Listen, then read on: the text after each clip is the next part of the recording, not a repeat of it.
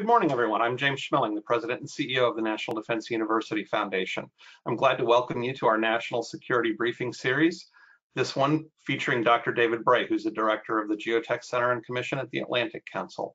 First, I'd like to thank our sponsors, Leidos and board member Bill Bender. Thank you for making this possible. And I'd like to welcome a new sponsor as well, Tom Frana and the Vion Corporation. We appreciate your support for this series, making it possible for us to bring experts to the table at the National Defense University Foundation to benefit the National Defense University. Thanks everybody for joining us. Just a reminder on the format. It'll be video and audio with the presenters speaking to you. We'll take questions either by the pre-registration, which many of you have submitted, and in the chat box on the side, there's a questions section. We'll read those questions at the appropriate time. Everything is being recorded. The recording will be made available after the fact. It'll take a couple of days and it'll be up on our website, and you'll just have to put in your name and email address and you'll be able to watch it again if you like or share it with others. Again, thank you for joining. It's now my pleasure to introduce the National Defense University President, Admiral Fritz Rogie. Thank you for joining us, Admiral Rogie. Well, thank you, James, for the introduction and for the opportunity. As you know, I'm very grateful to you and the NDU Foundation for hosting this series of national security briefings. This is now the 8th in our series. These really are the kinds of dynamic discussions and with world-renowned experts that offer valuable new perspectives on these national and global security issues. And our webcasts also allow us to come together and build an understanding of emerging technologies and points of view that are essential to NDU's education mission. These webinars are just one of the contributions that make the NDU Foundation one of the university's most important partners. But in reality, every one of you listening today is one of our important partners because of our shared interest in the security of our nation. Today's topic of data, sense-making, and trust as the three pillars at risk and their impact to national security is of the utmost importance because data and technology are disrupting the traditional realms of power. Through the fog of disinformation, our adversaries are intentionally trying to diminish our country's ability to conduct collective sense-making among the military, government, and general public. Foreign interference and misinformation affect critical decision-making and pose significant threats to our national security. It's NDU's mission to prepare today's rising national security professionals to become that next generation of decision-makers and senior leaders across military, government, and industry that our nation will depend upon in the future. And so I'm pleased to see we have a number of participants today dialed in who are new to this forum. So I want to give just a quick word about your National Defense University. I'm certain that this crowd appreciates that we live in an increasingly complex, dynamic, and uncertain world. We face many competitors and threats to our security. And so to counter these threats, America requires leaders who can outthink our adversaries. Because the technological superiority that we've long enjoyed is important, but it's insufficient to deliver the warfighting advantage that our nation's security demands and that our service members deserve. In fact, competitors are investing heavily to try to erode our technical advantages, so it's imperative that NDU be able to create intellectual advantage.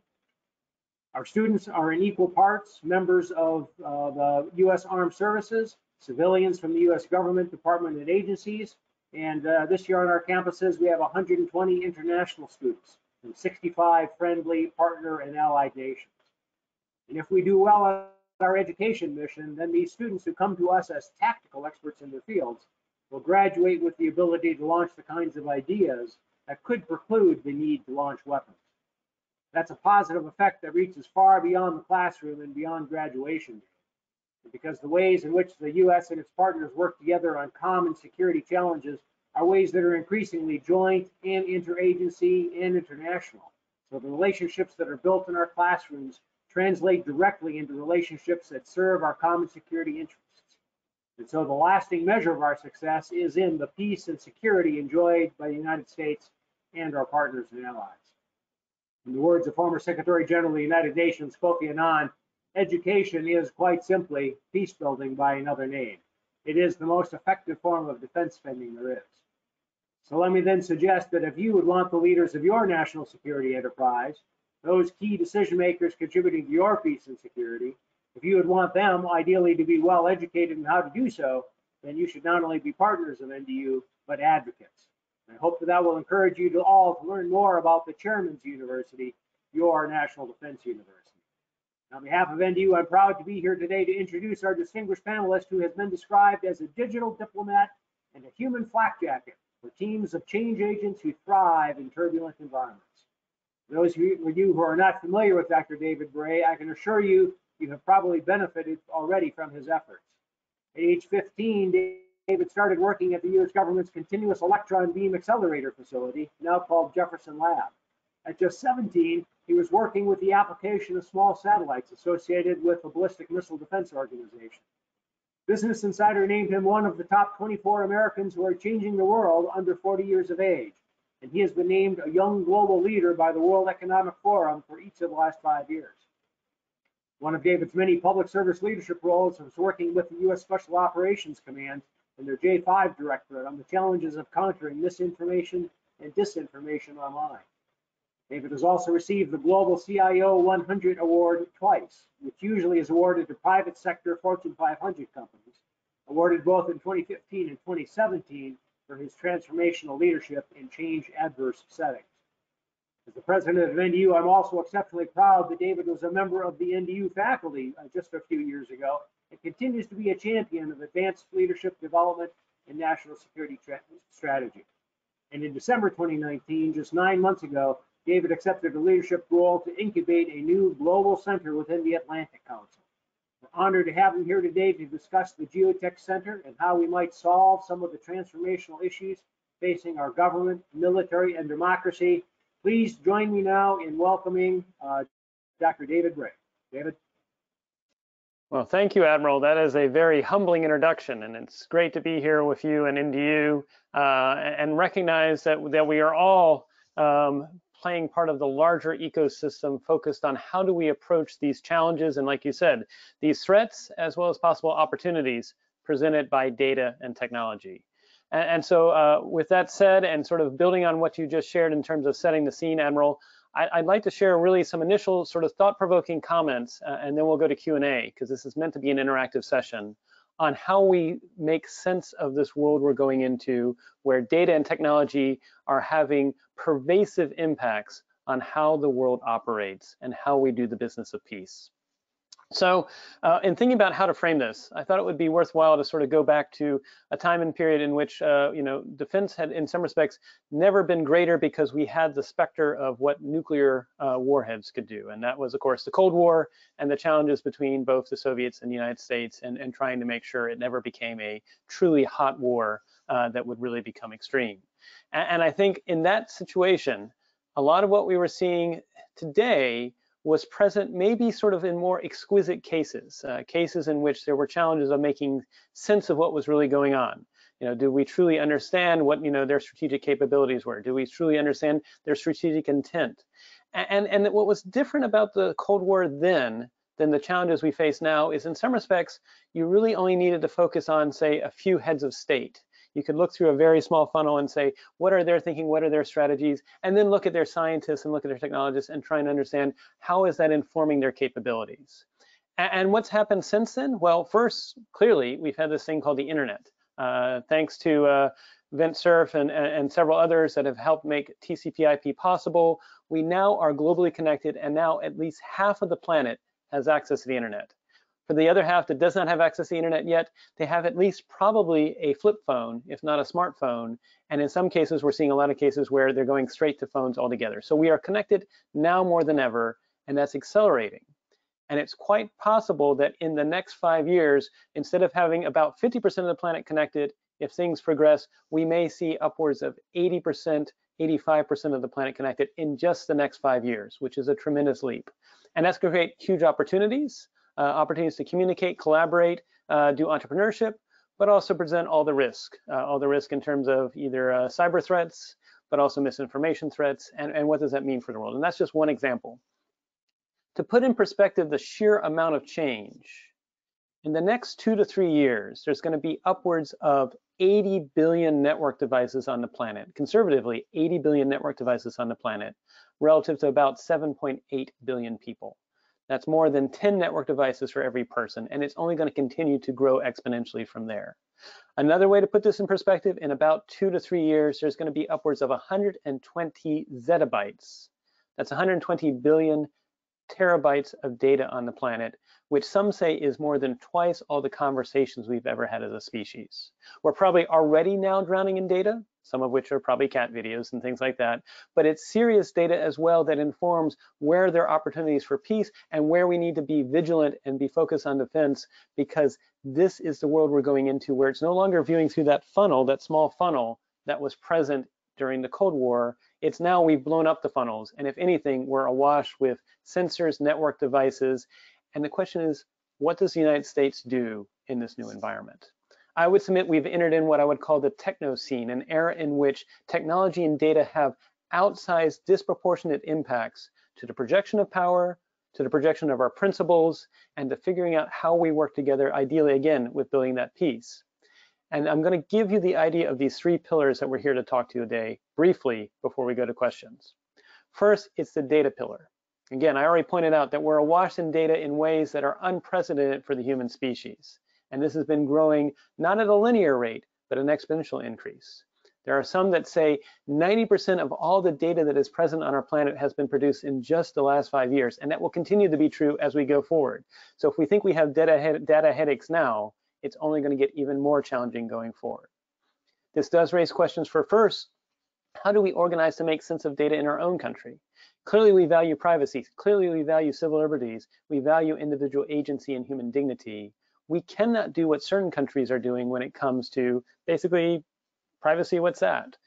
Human dignity, what's that? Intellectual property, what's that? We're going to consume it all. That's what certain countries are doing, and that's a strategy. And that gives them at least the initial advantage when it comes to using data to both train machine learning, train algorithms, and use that to inform their defense and their security strategy. That's not something we can do. The United States, as well as our allies in Europe and overseas, we like to hold true to our values of freedom, privacy, and civil liberties, but that raises the question then of, how do we overcome this data coordination challenge? How do we overcome the challenges of that? We do need to recognize that a lot of what we do is in the private sector. Private sector has to respect intellectual property, and a lot of what we do is also done with the public. We need to respect the fact that the public has a right to opt out and to actually respect their privacy. How can we actually make sure that we go from doing data with people? And I'd like to tee forward one solution that we think about. That solution is this idea of data trust. It was actually put forward first initially by the United Kingdom in 2017 when they were thinking about their approach to AI for their nation. And it basically says we need to think about ventures in which we're more transparent about what we're doing. Obviously, we're not going to disclose some cases what we're doing because of intellectual property or cases where we need to actually protect national security, but we can at least say, here's the high order objective we're trying to do. We're trying to make people more secure or things more peaceful. And then what we do is maybe we look for solutions like citizen juries or ombuds functions, where we find people that are willing, much like you might serve on a jury for a court case, these are people that are serving more as board custodians, and they're read in, and their role is, for a 12-month period, they are representing the public in helping to consider the trade-offs and making sure that what we are doing with data is consistent with our values. That way, it actually helps when you go forward, when people say, how can we know if we can trust this effort, whether it's being done by government or the private sector or together? You can actually turn to those citizen juries, those citizen ombuds, and actually say, are you representing the people, and do you feel confident that what you're doing is in keeping with the spirit of what the stated objective is? I'd like to think that our founders, when they wrote the Constitution, would like to have a representative democracy approach to what we do as to data as well. And this might be things we need to think about as we lean forward in thinking about defense strategies going forward. Second is the area of sense making. We are dealing with, and as you mentioned in what I've done in my past role, working with special operations and the People-Centered Internet Coalition, we've been thinking about how do we tackle misinformation, disinformation. And this seems, this is not a new problem in some respects. Misinformation, disinformation has probably been around since humans have been around. It is worth noting that even in our own country's history, there was a case in which Thomas Jefferson and John Adams, at the time, Vice President for Thomas Jefferson, President for John Adams, actually unfortunately did trade back and forth misinformation. Apparently, according to historians, Thomas Jefferson claimed that John Adams wanted to go to war with France, which was not the case, but he was trying to actually unseat him in the election.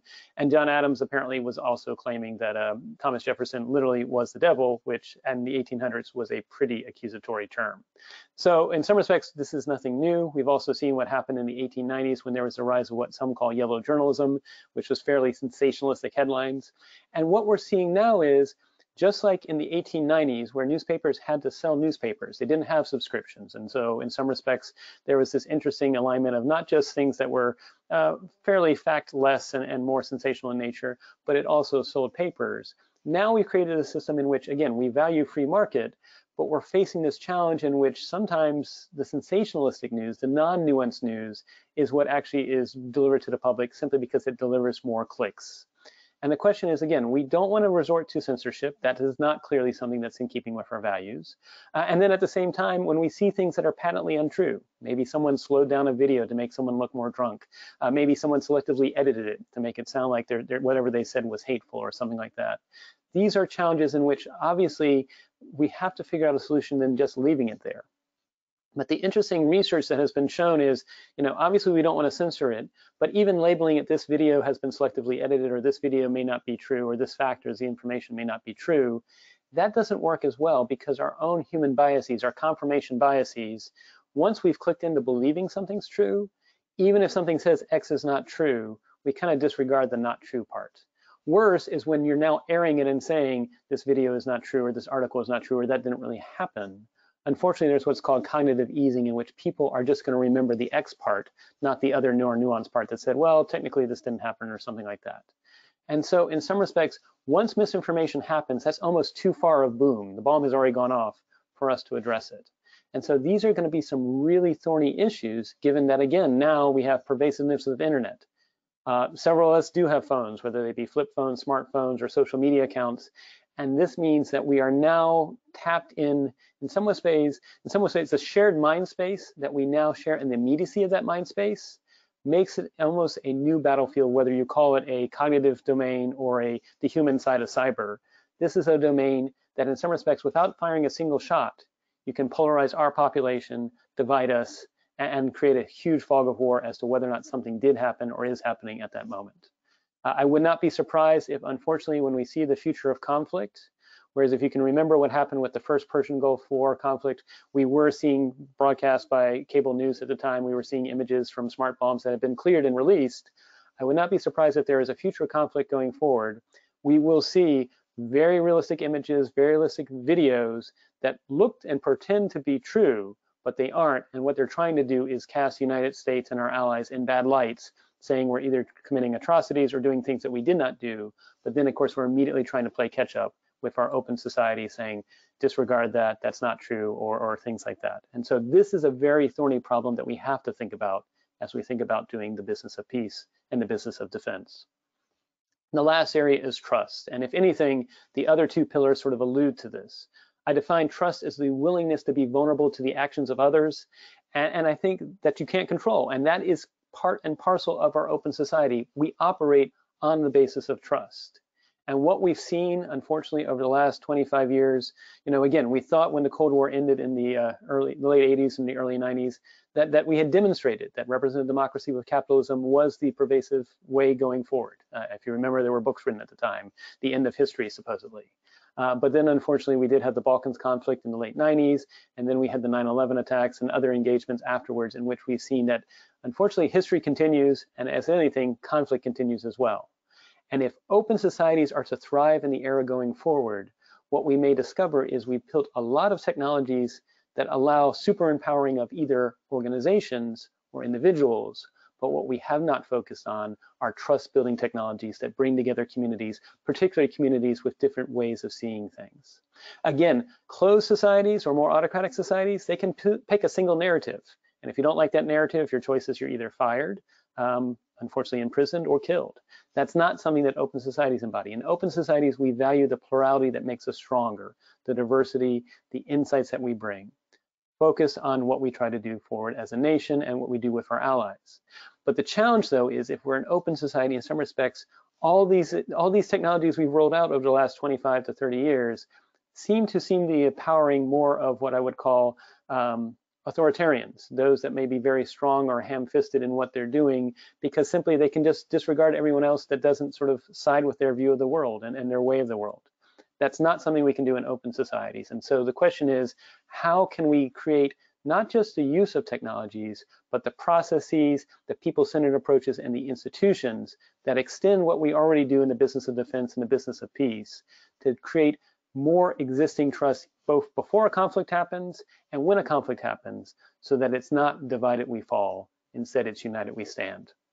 With that, I'm really interested in having an interactive conversation together as we tackle these issues. I really want to thank our partners with the National Defense University as well as the National Defense University Foundation, because these are really existential questions, not just for the United States, but anyone who holds true to the values of freedom and choice for the decade ahead, that together we need to solve, stronger together as allies. With that, I look forward to the questions, and thank you again. Dr. Bray, thank you for that opening statement. I really appreciate it. These are three really interconnected issues. We have data, we have all of the sense making, analyzing that data, understanding what it means and how it's presented. And then we have trust. How do we trust in that data and in the sense making? And I think there are a lot of examples of each of these. But let's go back to the very beginning of that, and that's data. How do we ensure that what we are putting in place actually is data collection and use of data in a way that is going to enhance our national security and enhance the values of an open society?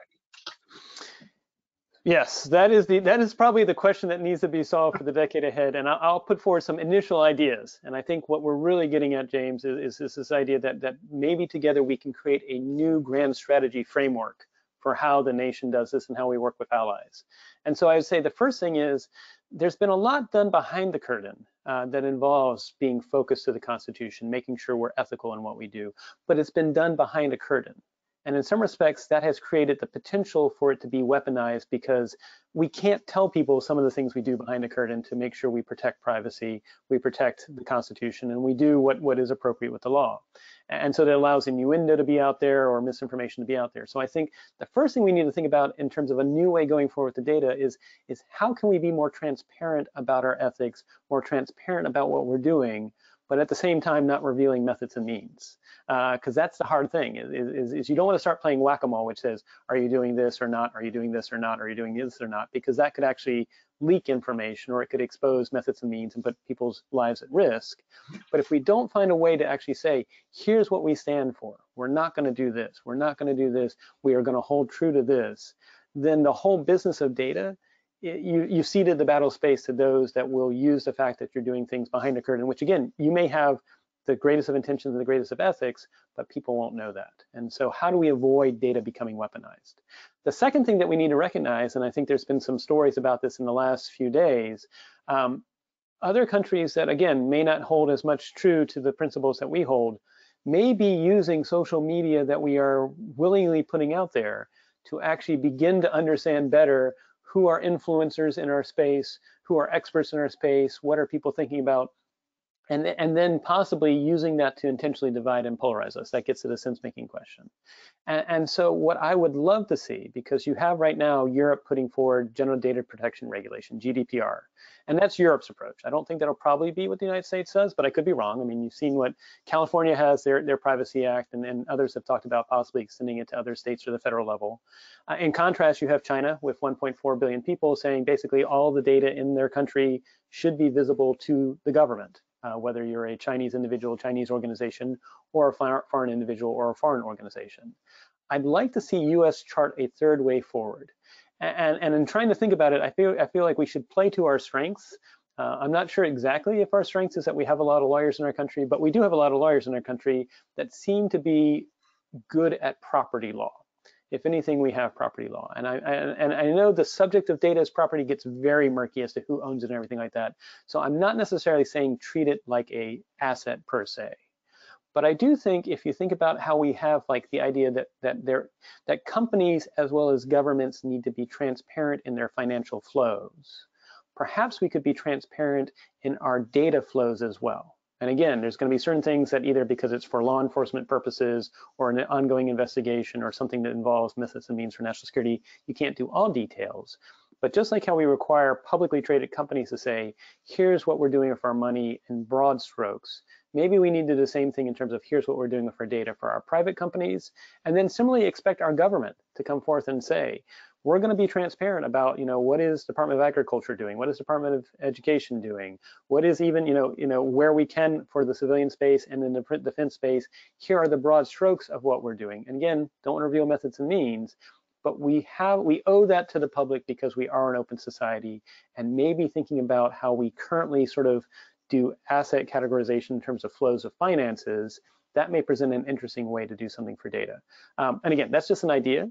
But I think try to play to our country's strengths. We're not probably going to do what GDPR does.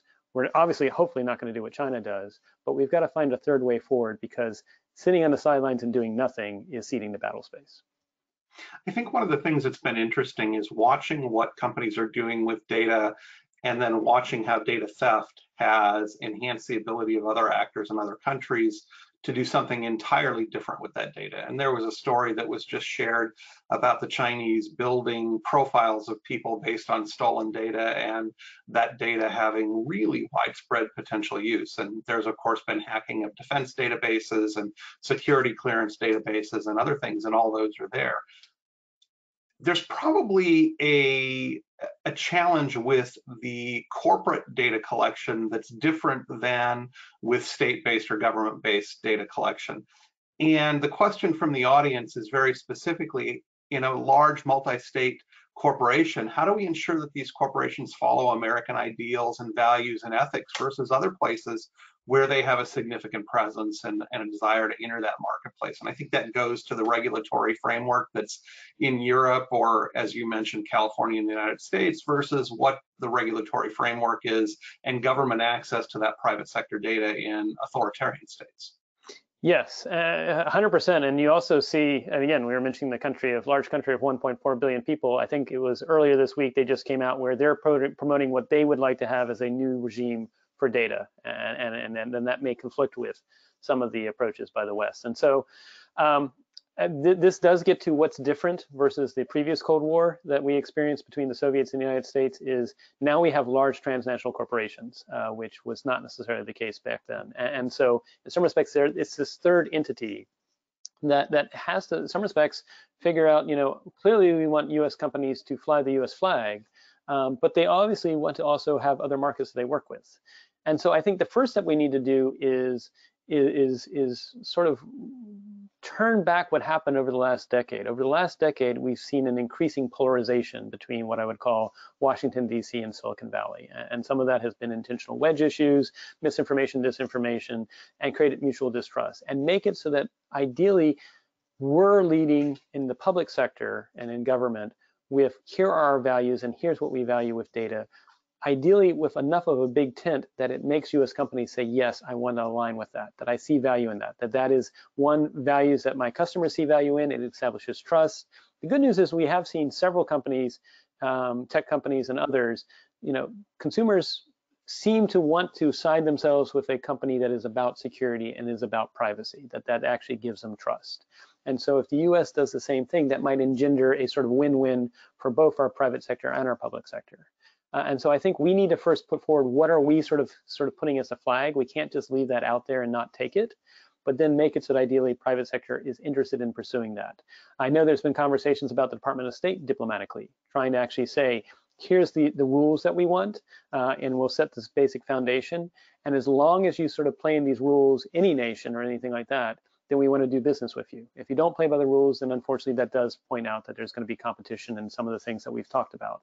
And so I think we need to be more clearly articulate in what we think are the things that we want and don't want to do in terms of data principles, and then how does that extend to algorithms and AI and the like. Because if we see that space, then don't be surprised that private sector is like, well, you're not saying anything, I don't really know what you stand for, meanwhile I want to grow my markets, and so I'm now at the mercy of whatever other governments of other nations are telling me.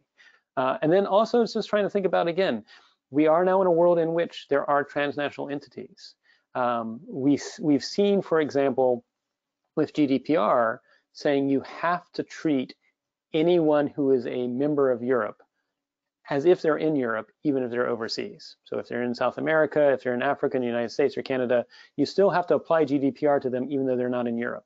Now that's applying law outside of your country, which is quite interesting. And I actually would like to see how that collides with what China's doing. But I guess we've got other things going on at the moment with COVID-19. But is that something the United States should think about too? We've seen with Estonia, where you can become an e-resident of Estonia without residing in Estonia, and you can do business in Estonia, which is actually a wonderful deterrent strategy, because if Estonia has a major hack from a large country, maybe to their east, and it's just Estonia data, then only Estonia is upset. But if it's Estonia has both their data and the data of other individuals who are sort of the technologically savvy around the world, now you've actually galvanized a global effort that's upset about that hacking. And so maybe what we need to also think about is, do we need to play the game differently? So it's not just about geographical borders, but it's about networked affiliations of individuals and networked affiliations of organizations. Do we need to have something like the e-residency program that Estonia has for the United States?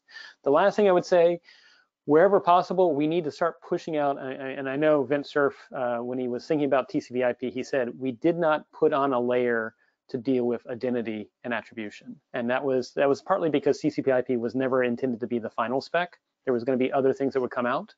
But I think that absence of I'm not saying a singular identity, because that could then be used for surveillance state, but the ability for you to present or not present, almost like a resostat, some sort of attestation that I'm actually a real human, or I'm actually with the US, or I'm actually whatever you want to do, and choose to present it. That may be needed, because without that, we're going to be dealing with more. I mean, already 2013 was a year where there was more bots online than there were humans. It's going to be really hard to do security of the data if we don't know who the actors are. So the first part of that answer dealt a lot with regulatory environments and incentive-based environments, business environment, and so on. There's also a technological component of it. How do we ensure the data that we're looking at and using, and particularly as it's being fed into algorithms and AI and decision-making, is valid data, that it's real? Yes, and in fact, that to me is I think that's, if we need to reinforce our efforts, we almost need to have a office of real versus unreal data, because as the computer science goes, garbage in, garbage out. If I wanted, again, aside from dividing your population through misinformation, disinformation, if I wanted to create a massive fog of war, I would make all your ingest algorithms think they were getting legitimate data to steer them in a certain way, and then without doing anything, I may make you create the equivalent of a crash or create some sort of catastrophe, and I was just say you did it to yourself. And so I think that's something we need to be aware of as we go into more automation, more use of algorithms. What are we doing to have best guess efforts to make sure this information we're using is truly valid? So a question from the audience: based on your knowledge of the federal government today, what are the reasonable expectations for advancing AI, and on what timeline to deal with those sorts of issues? Great question. I would say for AI, it depends on how we organize. So if it's every department and agency for itself, some departments that have a lot of resources, like Department of Defense, will probably make more advancements than others. I'm not advocating for every department and agency by themselves. I don't think any large company would say, okay, each of the different divisions, go forth and do your own AI thing. And I think, if anything, what we've demonstrated is these issues are not unique to any one department or agency. And so what I would love to see is maybe one, but probably more realistically 3 buckets of grand challenges that need to be solved by the federal government. The first one is the bucket of, obviously, what do we need to do in the civilian space? What do we need to do to engender trust, to actually have better data? What do we need to actually understand what kind of data Department of Education Interior has? They may not even understand that fully yet. So solve the civilian space and treat that as a series of grand challenges, and don't make it department specific. I would say convene at the Executive Office of the President, present those grand challenges, and make it so that you're intentionally encouraging cross collaborations between what used to be defined organizational silos. The second, though, is thinking about defense. And defense, what I would recommend, and actually I made this recommendation, believe it or not, back in late 2015, early 2016 as well. The best thing about our military and our services, they are both collaborative and also fiercely competitive with each other. And so what I would love, and it would take some convincing of Congress, is, again, I know Congress wants to have appropriations and have fine degree control over the funds, But if we could make the case and say, could you give us flexibility for just 5%, so that we can almost run it like an internal venture capital fund? And really what you're trying to do is set forward, probably at the SecDef level or OSD level, here are the grand challenges I would love to see the services do. And if whoever starts to make progress on it in the first 3 months, 6 months, you'll get a spotlight, maybe you'll get additional resources, you'll get additional personnel, but create that sort of competition culture within the defense itself, where if you're doing well, you might get recognition, you may get additional support or expertise, and that amplifies it. And so you're almost sort of using the collaborative but also competition nature of the services to actually move forward what's done with AI. The other thing I would say is we need to think about a doctrine, and the doctrine is such that, I mean, we have doctrines that talk about make sure you're fit to fight, make sure your equipment is fit to fight. But do we have a doctrine that says make sure your data and your algorithms are fit to fight? And if we don't, and we don't make that responsible, from every level, from the unit level to the squadron level to the battalion level, if we don't make it so that it's everybody's responsibility, and instead we just say, oh, that's the chief data officer or somebody else like that, don't be surprised if you don't make progress. And so make it so that it's actually everybody's responsibility to advance in this space.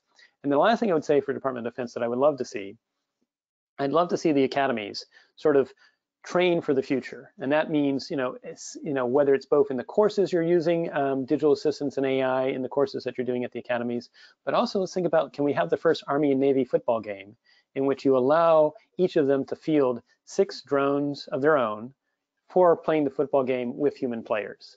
That I think would create a sense of fun, but also allow them to explore, like, well, how do I change the rules and how do I make this happen? And I think that's the type of thinking that's necessary, because these things are happening so quickly that if we try and do a 3 to 5 year strategy, let's be honest, by the time that strategy comes out, it'll already be out of date.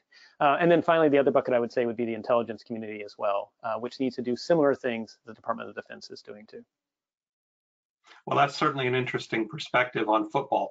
I think that there's an opportunity here to highlight things that are being done by organizations like Air Force Works or by Kessel Run in the software side, and by a variety of different actors across the services and across the private sector in these, because they are taking those innovation dollars and putting them to competitions and entrepreneurial competitions with accelerators and other things. There's some partnerships with Techstars and others that I've been very fascinated by.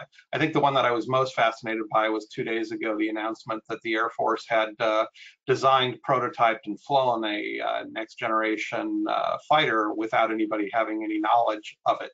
And I think that would be a very interesting aspect to understand how that was done in terms of acquisition, competition, and all of those things. So agreed. Real quick, if I could say real quick on that, I mean, I love those examples, because I agree, they're there sort of at the early adopter stage. If I can make one recommendation, it's how do you then translate everything to actually be, how do you cross the chasm from innovation to it's now actually changed how you operate? Mm-hmm. And I think that's where I see right now in the defense community, it's like, can we find better ways of linking all these very innovative folks back to what the services are doing? And maybe that's exchange programs or things like that. And then also, what can we do, recognizing all these innovative efforts are doing a lot of great things?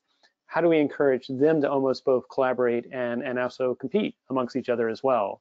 Recognizing that, of course, everyone wants to defend their own pet innovation effort, but in some respects, you see how what VCs do, it's actually encouraging different teams to come together with proposals.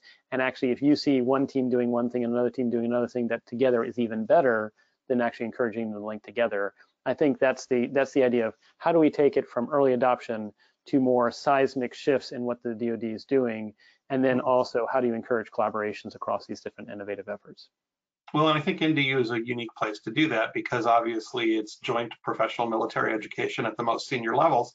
And so you can see across services by being in the classroom with people from all of those services, how that's done. And we might have opportunities to do that with a variety of joint centers, the Joint Artificial Intelligence Center, for instance, and others. So I want to turn for a second to sense making and think about sense making in terms of data where we actually can validate, in many cases, that data. And I used 2 examples in a paper that you and I just, in an article that you and I just wrote, and those were COVID-19 and elections, because in both cases we had a lot of data that was coming at us very quickly. In COVID, it was a combination of how is this contagious? How do we mitigate against it? What things are and are not effective? Are there vaccines or medications or other things? and those changed, but there was generally a consensus about what would work in contagious disease. And yet the sense making there is going in all different directions, both because of misinformation and disinformation from other actors and because of political systems and those challenges. And with elections, we know the rules. We are very clear on what the rules are. They're in legislation and regulation in each state. They are different in each state, but they exist. And yet there's still a lot of discourse about what is allowable, what's not allowable, and that is being, again, acted on with misinformation and disinformation in many of our social media or other channels. How do we deal with that when we know the data is there, but we still can't agree on what it means? Right. Well, so I've had the wondrous opportunity to work with a lot of people that are sort of truly at the vanguard of tackling these issues over the last 4 to 5 years.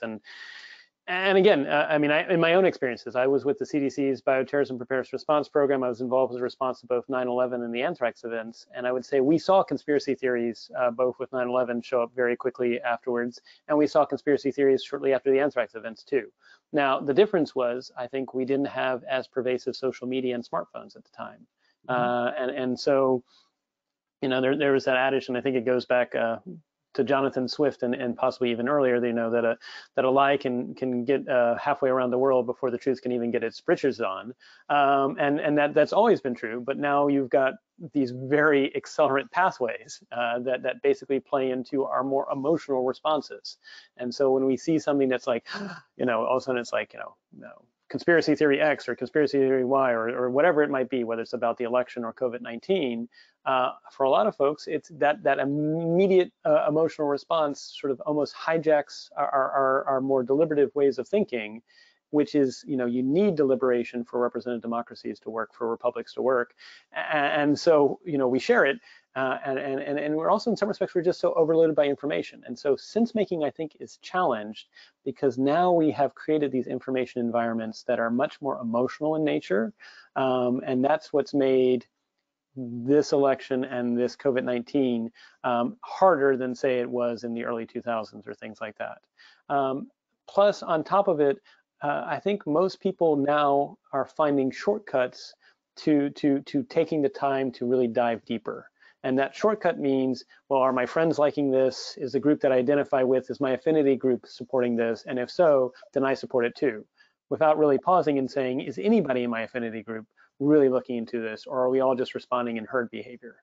And that's partly just because, I mean, most of us don't have the time to spend 4 or 5 hours diving deep on what's the latest approach to fighting the pandemic, or diving deep into how do we deal with this little challenge that might present itself with the election or things like that, or this story, is this interference or not, or whatever it is. And so in this era in which we're being pushed to go faster, faster, faster, the one thing that goes is attention, attention, attention is out the window.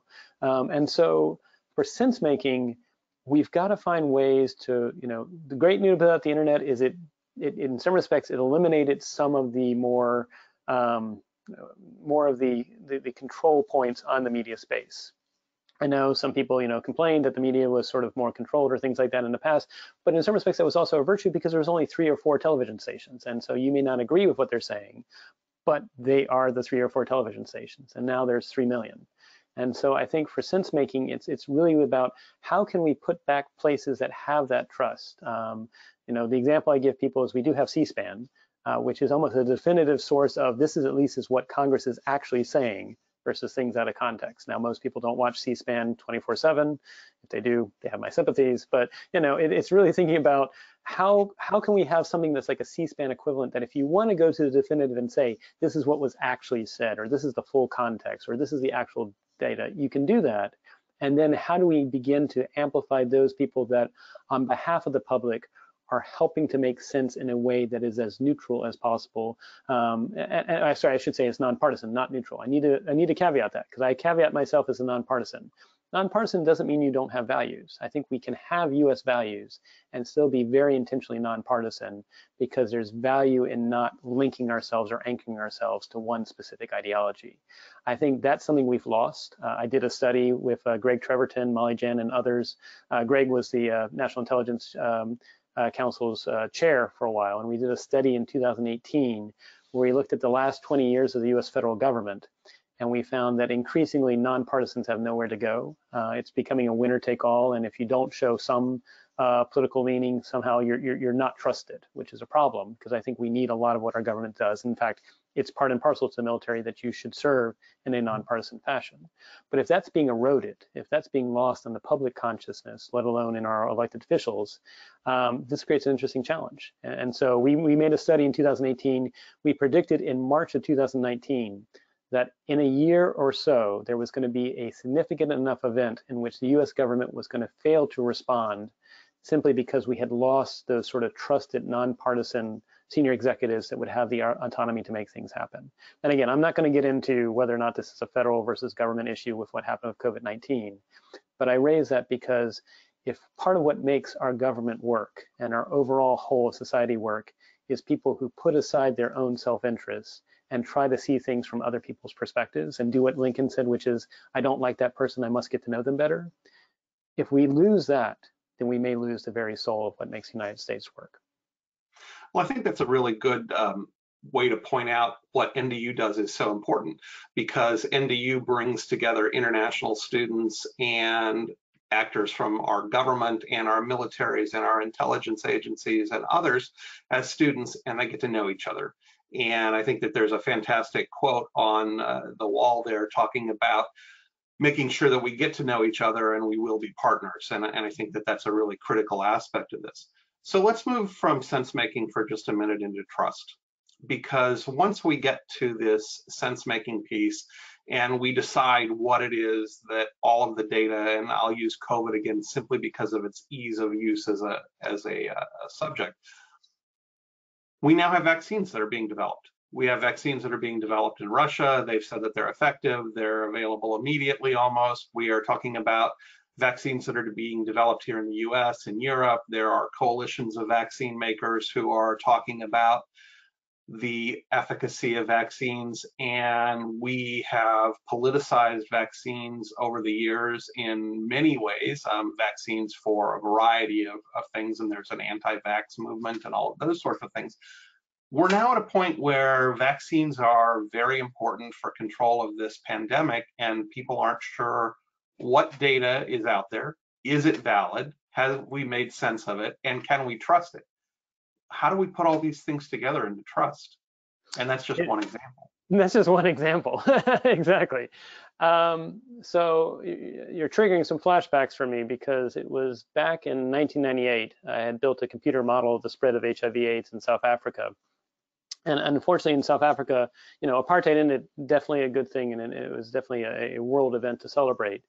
However, it also opened up their borders. And so they went from having 5,000 cases out of 40 million people in 1994 of HIV/AIDS to 2.4 million cases just 4 years later in 1998. So from 5,000 to 2.4 million, that's massive. And so I actually ended up volunteering with the Cape Argus in Cape Town, trying to report about these issues. And it was particularly hard because you had Thabo Mbeki, who had replaced Nelson Mandela as president, and he was actively coming out and saying HIV/AIDS is a Western myth, and that was 1998. So in some respects, misinformation before we called it misinformation.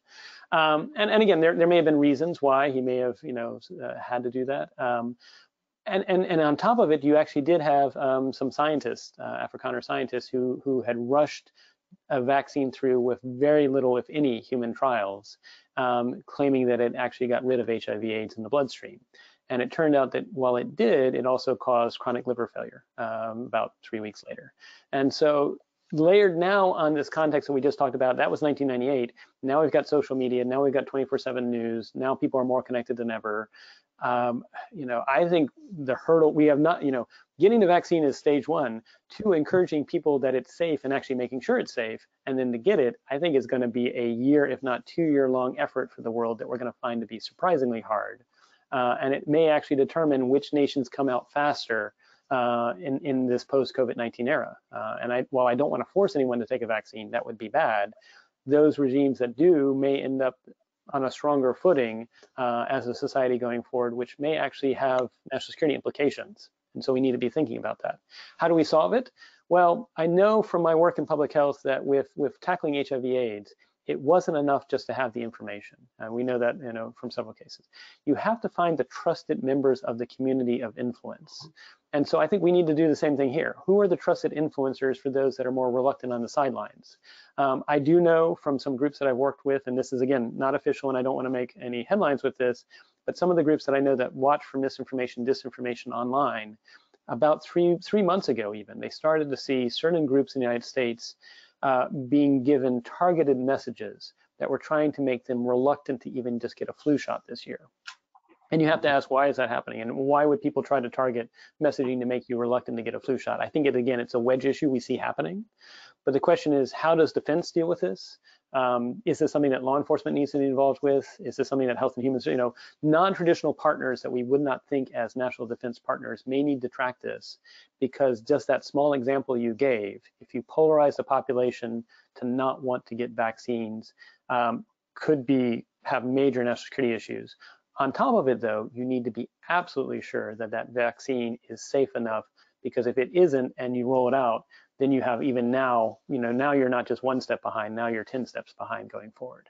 And so I think this does require us to rethink how we do the business of defense. And that's where I'm really excited about what NDU is doing, which is you are intentionally interagency in nature. You're bringing non-traditional partners to these conversations because we're recognizing it's going to take a whole of society approach.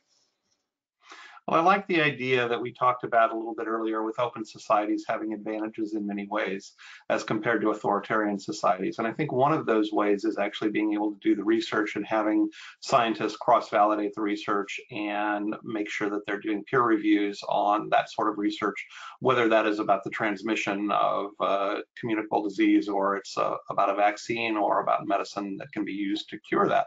And so I do think we have some opportunities here. What would you say is the most important opportunity in the trust side that open societies bring? Yes, so I think I'm actually going to make it a two-parter if that's possible. The first thing that we need to do is we need to get back to figuring out ways of doing the business of building trust with people. And the challenge is that the federal government, we don't usually directly interface with individuals on the ground. We leave that to state and local officials. But I think if we don't find ways to do this with people on the ground level, then people are just going to distrust the federal government, because we appear to them as if we're some abstract figure removed from their daily lives. And so what I would love to see, and one of the things I've actually suggested, is imagine with COVID-19, if we appointed what I would call a citizen jury or citizen ombuds for each of the 50 different states, and you can have some for the territories as well, but really it's 10 to 12 people that are going to spend the next 12 months. They represent your interest in what the government is doing, but also what the private sector is doing when it comes to responding and recovering from the pandemic. And that also shields us from misinformation attacks, so that when someone else comes out and says, oh, the state of X is doing some conspiracy with this company Y, these people that are the citizen jury that are not paid from either the government or the private sector, they are really there to be the representatives on behalf of the state, as a random jury of their peers can come out and say, no, that's not the case. Here's really what's going on. And I'm speaking to this not as a party that's interested financially or for otherwise in what's going on, but really trying to represent my state. I think that would be one way. The second part, though, is we need to gear up for how do we do the business of building trust in an era in which there are machines and there are algorithms and AI. I mean, as we already mentioned, all these examples, it's already hard enough to build trust between humans to humans, but we need to get ready for building trust between humans and machines, and even harder, machines to machines, when machines may be programmed to deceive.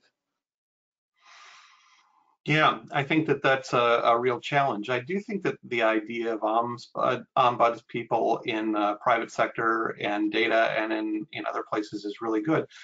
We're supposed to have that now with inspector generals. And one of the challenges that we're having there is, can the inspector generals actually make a difference and share the information internally without severe repercussions? And not to make this a political discussion, but we've seen some weaknesses in that area.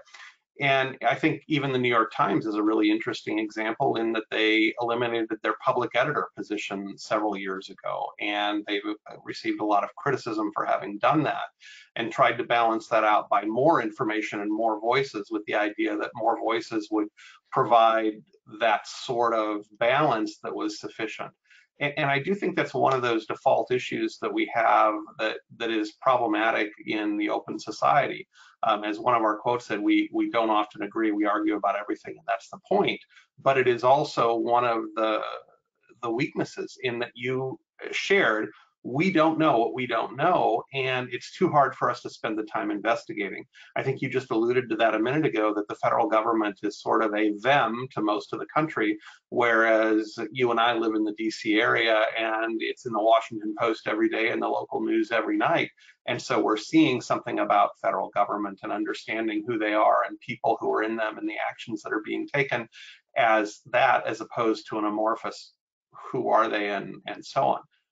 Yes. So I think that's a challenge we have to address. 100%. And I like that you talked about that we've had things that may have worked in the less data intense world. You mentioned inspector generals, for example. I mean, I think those worked in the less data intense world, but because they are not able to share their thought processes as publicly as we would like, again, that's part of the nature of an IG. Plus, as far as I know, there's not really even there's not a mechanism that if there's disagreements between IGs, who is the IG for the IGs, which of course gets to the question of who's the watcher for the watcher. And so there may be a lack of consistent standards. I mean, I've worked closely with IGs in terms of there was actually the U.S. Patent and Trade Office and some other efforts. Very impressed with what they do. But I do find some IGs, they vary in quality and they vary and depends on the department size and responsibilities and everything like that. And in some respects, if there's novel issues, they may not be able to address them simply because they themselves aren't up to speed with the latest. So that points to maybe another solution might be, which is, can we take the existing IG complement and maybe have, I've talked in the past about the need to have tech and data reservists, because there's going to be cases where someone's going to pick a job in the private sector, but they still want to help the US government. And so can we have that be something that supplements what we do? Maybe we need the same thing for IGs, because I found in some cases IGs, they're not keeping up with the latest in terms of how data and technology can be weaponized or misused or things like that. Mm-hmm. And so it may require people that are sort of on the expert side of doing this in the private sector that are willing to be there as consultants or available to help them out when there is something that's like, is this happening where we're seeing on social media a certain group being targeted for being made less likely to take the flu vaccine or something like that. I mean, that's something that I think would require a very specialized skill set and make it hard. But if there's any common theme to this, we need to figure out how do we make doing the business of our nation and society more participatory in ways that it's not us versus them, but all of us, recognizing that we have a hard challenge. In some respects, our success is you really don't have to do too much in the United States to make the nation work. You have to pay your taxes. Nobody really likes that. You have to serve on a jury. Not many people like that, but you don't necessarily have to serve in the military or anything like that, even though I mean, again, we prize and are proud of those people who choose service. But how do we encourage people to take another type of service that may be military, but may also be volunteering your time to serve on a citizen jury or serving as a reservist when it comes to data and tech, so that way we're all better off and it's not us versus them. I think we've got to figure out how do we mobilize our nation to be united we stand, recognizing right now where we're coming from is maybe divided we fall at the moment. So I'm going to leave it with a combined set of questions from the audience with two aspects. One, what legislative steps do you envision might be necessary to mitigate that further weaponization of information and data? And why do we need anyone else to do it when we already have 535 representatives in DC that are supposed to do this? That's a great question, and I'll keep it short because I want to make sure we end on time. Sort of building on what I just said, why do we need it? Well, 535 people can only track so much, and don't expect them to be in-depth efforts on anything. And that's not the fault of them. I mean, their job is they're trying to make sense of the world from a very big picture and then defer to experts. And so legislative fixes already hinted about, can we think about a reservist approach to have people help provide expert and insights into this? Can we incentivize people to volunteer time to serve on review boards and things like that? Because law itself is a hammer. And what I really want to do is not try to use the hammer to create a single size solution for the nation or society. But what I want to do is create a framework in which then different organizations, different parts of our country can adapt as things change, because we know all these threats we just talked about, I'm pretty sure 2 years from now, there'll be a whole new class of threats that we're just beginning to get on the horizon now that are presenting themselves. So I would say legislation that encourages more participation, more citizen juries, more reservists, and more ways to help augment and amplify what those 535 people know, because we are in a truly unprecedented era ahead. So a citizen Snopes Corps, if you will, people who can actually take a look and see what we should be able to trust and share that.